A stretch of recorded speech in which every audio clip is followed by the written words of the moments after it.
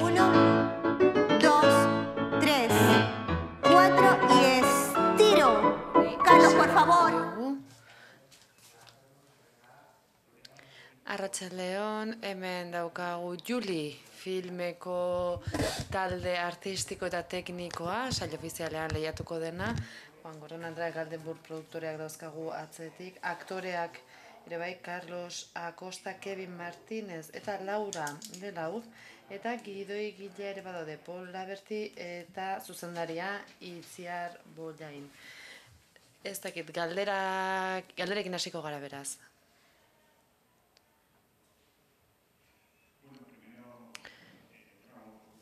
Lehenik eta behin, zorionak, bravo, film bikaina egin duzue. Zorionak zuri lehenik, Itziar. Proiektu hau aspalditik pentsatuta zenuen, ala duela urte gutxiko ideia izan da. Aspaldikoa esan nahi dut, kaxoian gordetzen ditugun ideia horietako bat. Bigarren galdera, Acosta jaunarentzat da. Ne baduzu Itziar zuk erantzun lehenengo eta gero egingo dut galdera? Oso labur esango dizut, bai.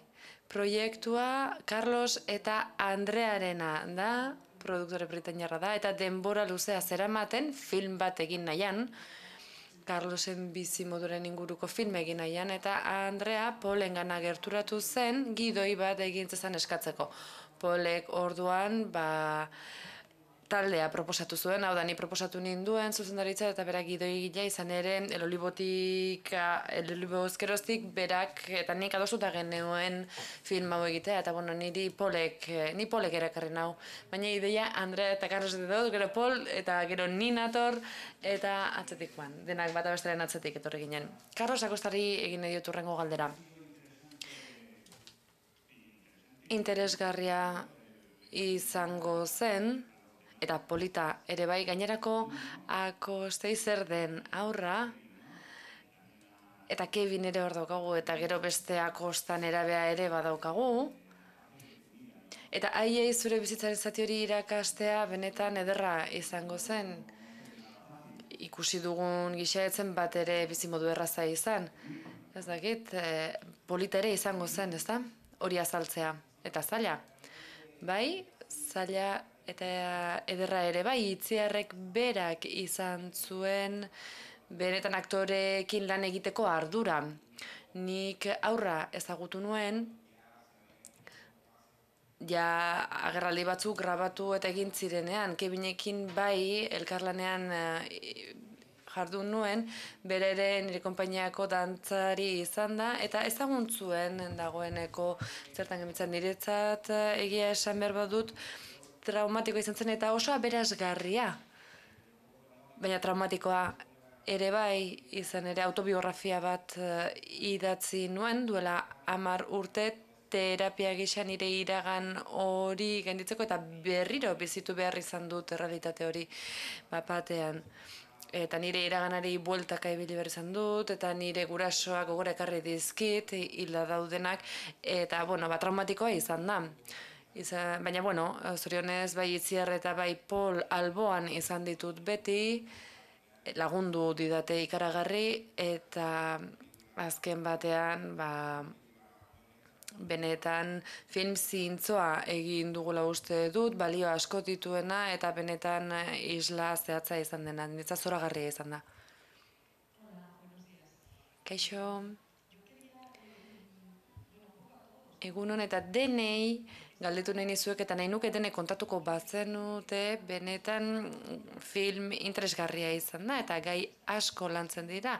Aitak beti esan izan dizu beltza zinen, baina arreba beltza ere bazenuen, baina hor badirudi arrazakeria hori dagoela Kubaren barruan, emakumeen alderdiar hor dago, ez dakit gai horiek, eta politikoak diren beste hainbat, esklabotza esate baterako, zein erabakirekin eta nola hartu zen erabaki hori, bertan barneratzeko izan ere badaude fikzio zati batzuk ere film horretan. Eta gero, Carlosi galdetu nahi diot zehazki, momentu batean, esaten baituzu Kuba bizkar gainean eramateaz nazkatuta zaudela, baina hor jarraitzen duzu.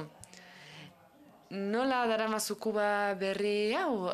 Jarraituko duzu hortan ez dakit badirudi Kuba berrirantz zoazela, baina zuk beti Castroren Kuba izan duzu buruan. Zer da zehazki orain bizkarran daramazuna film honekin? Castroren Kuba, Kuba berria? Paul hasiko da, izan ere berak zehaztu du Carlosen bizimodua eta berak aukeratu eta landu ditu bertako gai nagusiak, iruditzen zait gainera bertan kondentsazio hori kondentsazio egitea bere lana izan da eta berari dagokio erantzutea. Eskerrik asko. Bai, egia da, filmean maila ezberdinak agertzen direla eta konplexuak diren gaiak agertzen direla. Izan ere, agertu dezakezu gai benetan sakon bat, baina film batean ordu terdi bakarrik dugu, askotan orduan egin dezakegun bakarra da gauza asko nahastu, eta hori izaten ditugun gidoietan erronkarik handienetako bat. Baina eta egokitzapena eginik errazagoa da, beste kasu hainbatetan gertatzen den bezala, protagonistak hilda daudenean lan egitea, izan ere errazagoa dela fikzioa denean, oraindik are errazagoa da lan hori.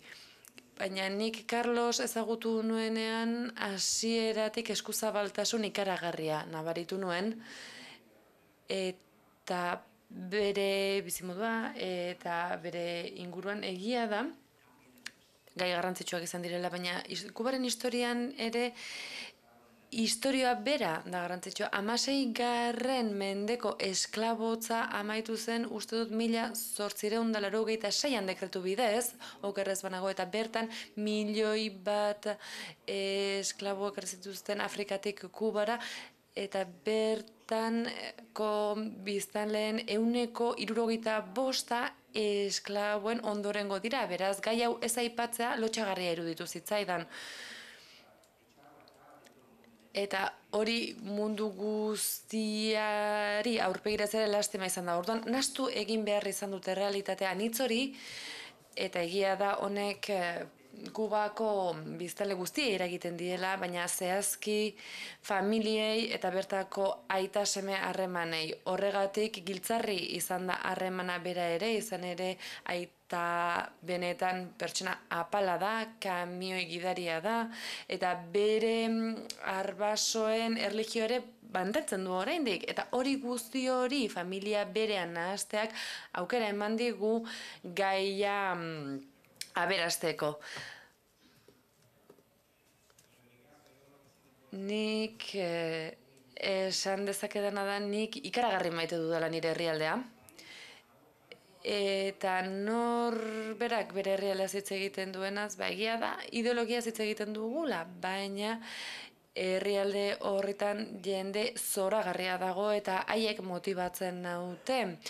Batez ere, eta esaterako nire proiektua egitera motibatzen daude, akademi hori sortzera, eta bertan lagunak eta baitu, eta Kuba beti izango da nirekin, eta hasieran presio hori gainean izan nuen, izan ere nik lehiaketetan eta proba ezberdinetan nik nire eskola ordezkatzen nuen, eta Parisen egin ditudan jardunaldietan ere nire herrialdea ordezkatzen nuen, eta bestetik nire aitaren ametsan trasladatzeak ere zeukan pixua, baina nik beste gozatu nahi ditu, nik Michael Jackson izan nahi nuen, futbolari izan nahi nuen, baina aita tematuta zegoen ni dantzari izatearekin. Eta beraz, bere amets hori betetzeak ere pixua zeukan, baina, azkenean nire bizitzan bera izan zen izar, eta berari zor diot lortutako guztia, baina Kuba, bera, bertako musika, bertako gazteak, benetan talentu handikoak direnak inspiratzen naute, eta ez dakit izan duzun aukerarik filma ikusteko, baina egitan talentu handia agertzen da, eta askok dute talentu hori, horrek motibatu nau benetan, eta hori egiten jarraituko dut beti. Bai, lehenik eta behin zorionak egin duzuen filmagatik, benetan sentikorra iruditu zait, unkituta utzi nau erabat, eta batez ere bi dantzari egin nahi diet galdera hau. Izan ere dantzariek egunero sufritzen duzu fisikoki entrenamentuak direla eta merezi du, benetan, enbesteko esfortzua egiteak. Eta bigarren galdera, koreografia guztiak zuenak dira, zuek sorturikoak dira?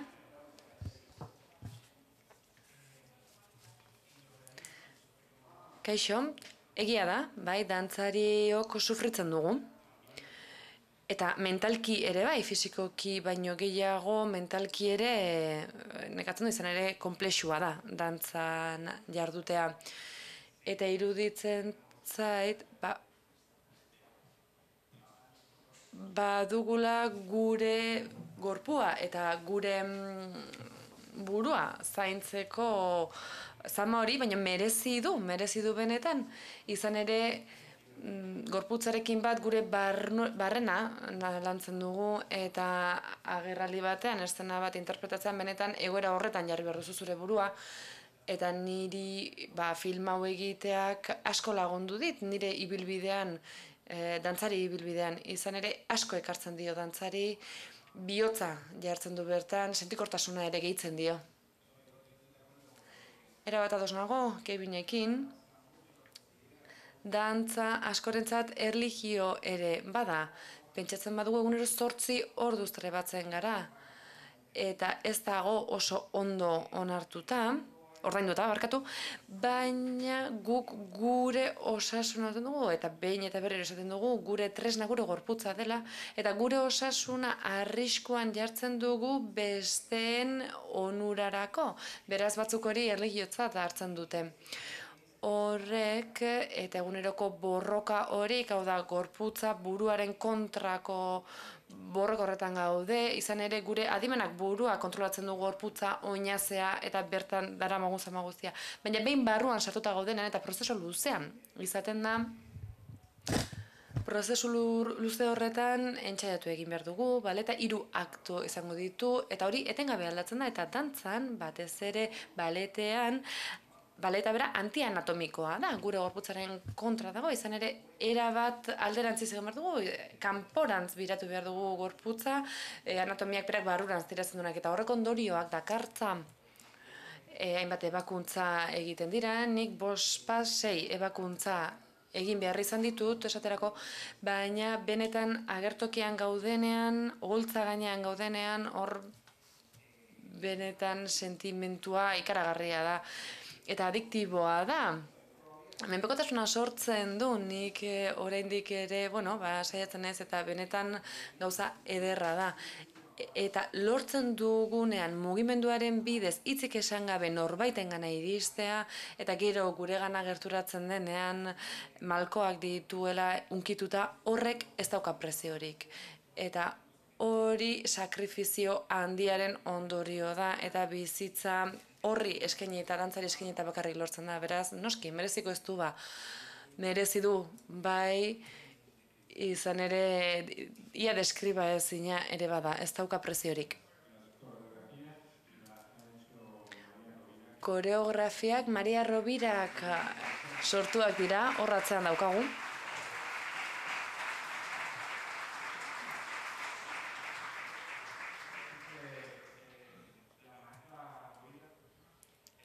Eta Robira Andrea bera espezialista da gu dantzarion barrua azaleratzen.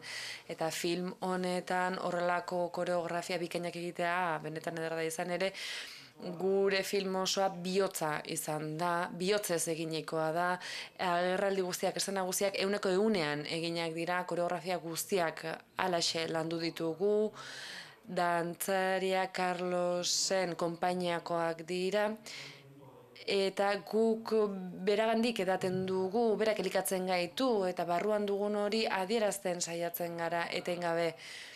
Bestetik Itziarrek ere lagundu digu gure bihotz hori azaleratzen, kanpora ateratzen. Eta beraz dena batzen du.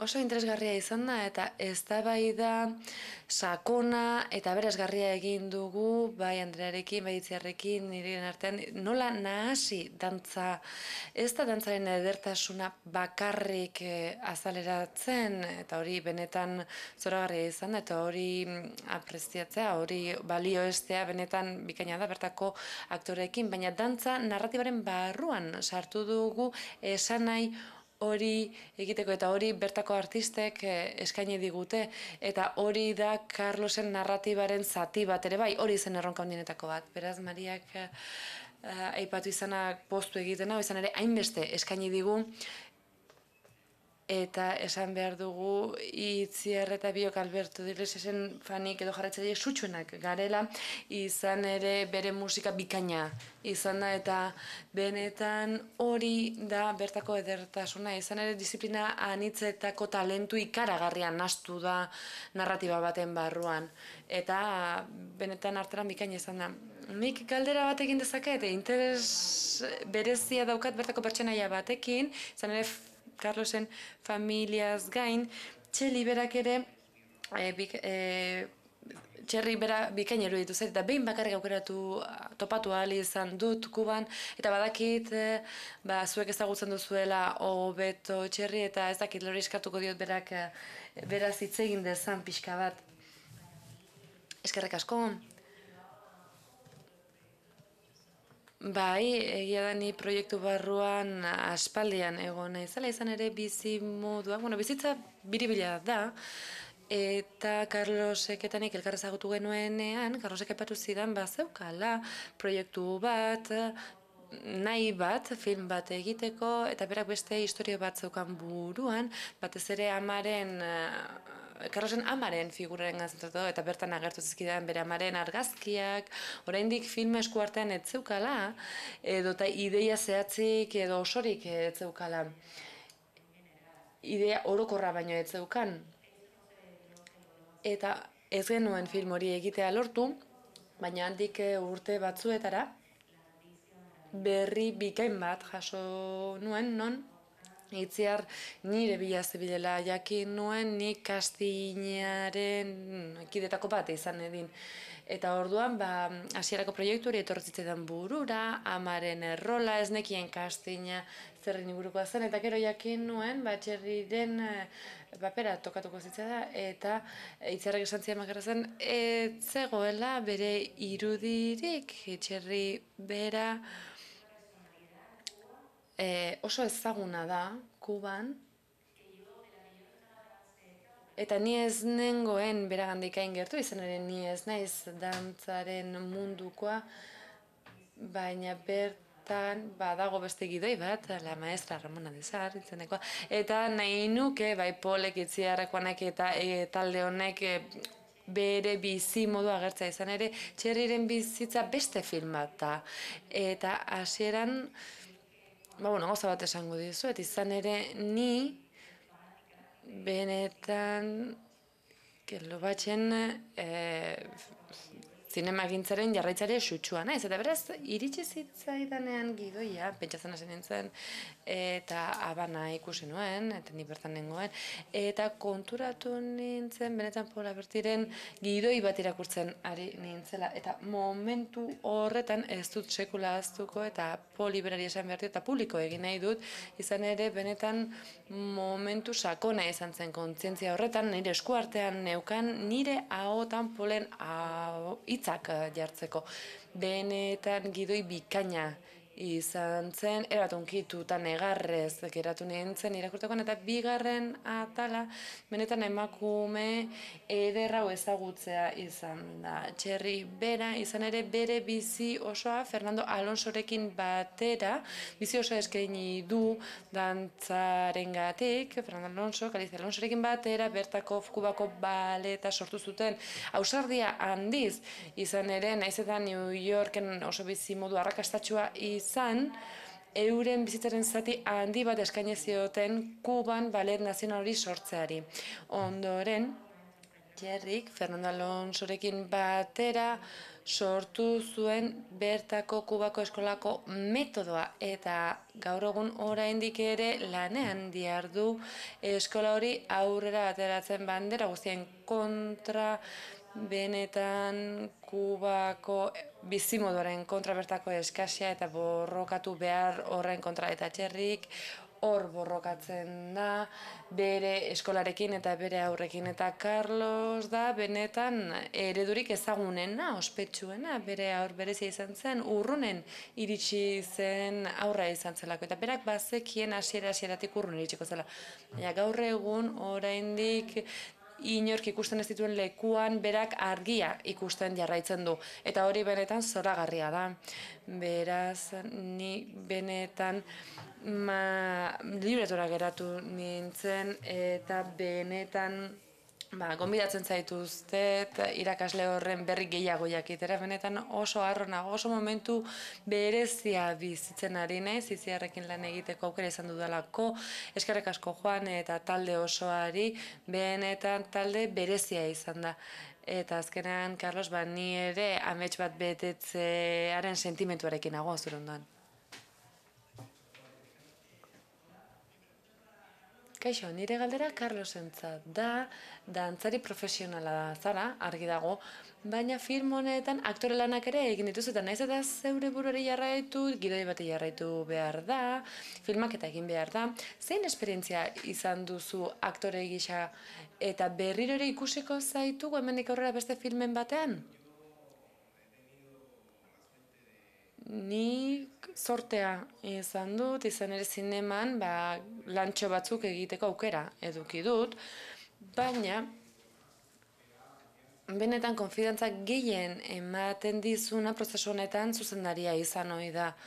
Prozesua zuzendariak berak bideratzen du eta bere eskutik egin dugu lan. Eta Itziarrek ia ez duan sartzen oso gutxitan egoten da oker. Borrokatu egin behar du, bai, baina egia da, berak badaki eta guk ikusten dugunetik haratago ikus dezake. Eta niri askotan iruditzen zitzaidan, ni hasieran proiektu horretan, eromen iruditzen zitzaidan, izan ere nik galdera ugaren nituen eta pentsatzen nuen, eta nik proiektu ondatzen batut zer esaten galdetzen nuen. Esaten nieten, behar bada, hobe izango da aktorea kontratatzea, baina berak eta Polek hasieratik esaten zidaten ezetz nik egin nezakeela eta beraz konfidantza osoa eman zidaten eta oso importantea da hori. Gainera, azkenean, galderak ere hor daude, nik etengabe galdetzen nuen nola egingo dut hau, zer esango dut, nola esango dut hau, eta Itziarrek beti lasaitu egiten zaitu, lasai, ondo egingo duzu. Eta horrez gain, bertan parte hartu duten aktore guztiak zaindu ditu, eta ni ez dut inolako presiorik sentitu. Beste batzuetan bai, ez nuelako zuzendariarekin hainbesteko harremanik eta ez nekien dimentsioak zeintzuk ziren, eta beste kasu batzuetan improvisatu beharra ikusi dut, eta, zuzendariak beti egiten zaitu, egin horrela, honela, eta, batzuetan zuk improvisatu horrezu, baina Itziarren moduko zuzendari bat duzunean, badakienean, eta haratago ikus dezakeenean, berarekin lan egitea plazera da, eta berak gidatzen utzi behar diozu, eta hori da, eta horri esker lortu dugu emaitza hau. Izan ere aurrarekin ere erabili zituen mekanismoak niretzat ez ezagunak ziren. Kaleko aur bat hartu eta berarekin mekanismo eta teknika bereziak erabiltzen zituen. Eta nik Itziarrengatik sentitzen dudana erabateko errespetua da. Izan ere nik egin ditu lantxe batzuk zuzendu ere egin dut, baina bere modua benetan ikastekoa da. Azken galdera baterako tartea dugu. Lehenik eta behin zorionak talde osoari erabat hunkitu gaitu, bai filmak, bai atzean duen istorioak. Bi galdera egin dizkiot Carlos Acostari. Lehenengoa, egin dezakezu Kubako egoeraren erradiografia bat, zu dantzan hasi zinenetik gaur egun arte? Hobetu eginda, okertu eginda, eta bigarren galdera, eta filmak aukerak balioestaz eta aprobetxatzeaz hitz egiten duenez, eta nik ere aukera bat dudanez esku artean, galdetu nahi nioke ze aholku emango zenioke, nik 7 urteko alaba bat dauka eta dantza kontserbatorioan hasiko da urten. Zer esango zenioke berari edo dantzan hastear doan edo zein aurri mundu honi buruz? Kubari dagokionez denak badakizue eraldaketa handiak jasan dituela. 80. hamarraldean gogoran dut aurrak ginela zeudela bertan auzoetako festak eta haietan herritar guztiek etxea oso ondo garbitzen zuten eta komitiba bat pasatzen zen kalez kale erabakitzeko zein zen benetan auzunerik ederrena eta beraz denak ondo zaintzen dituzten landareak, aurrak zaku karrerak egiten zituzten, kantu lehiaketak antolatzen zituzten eta ni inguru horretan hasi nintzen. Ondoren aldi berezi bat bizi zen eta bertan sistema komunistaren gainbera hasi zenean Kuba hortatik kanpo geratu zen, guk aldi berezi esaten diogu, periodo espezial, eta urte gogorrak izan ziren, ia egunean 20 orduz mozten zen argindarra, eta gero 94. urtea ingurua izan zen hori, denek itsasora jo zuten bide berrien bila. Eta gero, berriro aldatzen dago, orain konstituzio proiektu bat dago, eta bar. Beraz, pentsatzen dut denborarekin bere ibilbidea egingo duela, norabidea hartuko duela, baina gaur egun oraindik ikusten dut eraldaketa horien ondoren badagoela komunitate izaera handi bat, eta hori oso importantea da.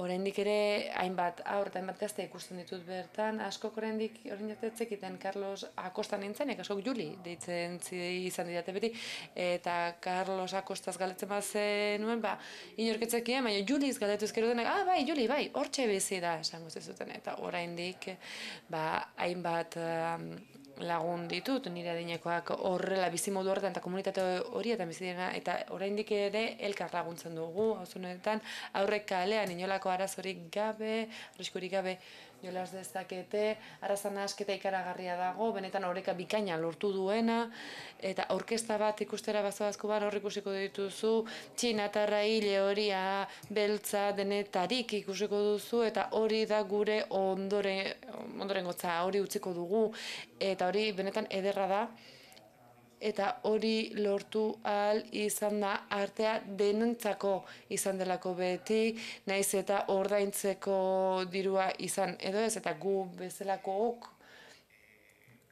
gai izan gara, edo behintzat baleta ikasteko, edo arteren bat ikasteko aukera izan dugunek, izan ere baleta oso garestia da, puntako zapatila batzuek 100 euro kosta dezakete, eta nire moduko mutil batentzat hori ezinezkoa da, baina Kuban prozesuari egin zen hainbat neska mutil aukeratu ziren, zaldi gainatzen dela, eta eskatzen ziren, jarri horrela, eta galitzen zitzaien, ze ondo egiten duzun, ez zaizu baleta gustatzen, eta hori gertatzen zen landaren erdi-erdian.